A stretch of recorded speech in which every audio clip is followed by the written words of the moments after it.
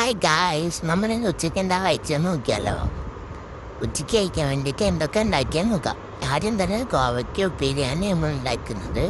കോവയ്ക്ക ഞാൻ ഏത് ഷേപ്പിലാണോ എനിക്ക് ഇഷ്ടം ആ ഷേപ്പിലരിഞ്ഞിട്ട് ഉള്ളി, പച്ചമുളക് ഇതൊക്കെ അരിഞ്ഞ് വെച്ചിട്ട് നമ്മൾ ഒരു ചീനച്ചട്ടി എടുത്ത് നമുക്ക് ആവശ്യമുണ്ട ഓയിൽ കടുകൊക്കെ ഇട്ടതിന് ശേഷം കോവക്കയിലിട്ട് നല്ലോണം വഴറ്റാം. ഒരിത്തിരി ഉപ്പും മഞ്ഞപ്പൊടിയും കൂടെ ആഡ് ചെയ്തിട്ട് നമുക്കത് നല്ല രീതിക്ക് വഴറ്റിയെടുക്കാം.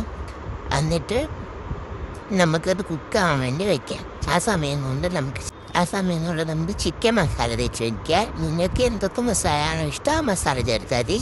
ഞങ്ങളുടെ chilli powder, chicken masala, curd, soya sauce, chilli sauce, ഉപ്പ് അങ്ങനെ ചെറുതൊക്കെ ഇട്ടിട്ട് നമ്മൾ മസാല തേച്ച് വെച്ചിട്ടുണ്ട്. പിന്നെ കുറച്ച് സാലഡ് ഉണ്ടാക്കി വെച്ചിട്ടുണ്ട്.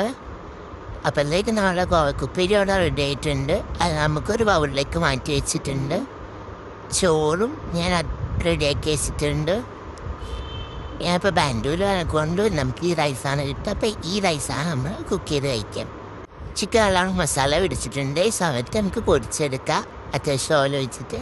പിന്നെ ഇതിനൊക്കെ കറിയായിട്ട് ഞാനിന്നിവിടെ തക്കാളിക്കറി ഉണ്ടാക്കുന്നത്. സിമ്പിളായിട്ട് തക്കാളി, പച്ചമുളക്, വെളുത്തുള്ളി എണ്ണയിലിട്ട് കടുക് പൊട്ടിച്ച് വാട്ടി അതിന്ന് വരുന്ന ഗ്രേവി ഉണ്ടാവുമല്ലോ അത് മതി. ഓവർ വെള്ളമൊന്നും വേണ്ട. അത് ചേർത്ത് ഉണ്ടാക്കി വയ്ക്കുക.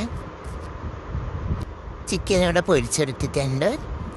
തക്കാളിക്കറി, തക്കാളി നല്ല ഗ്രേവി ഇറങ്ങി സിമ്പിളായിട്ടുള്ള കറി റെഡി. Okay, by.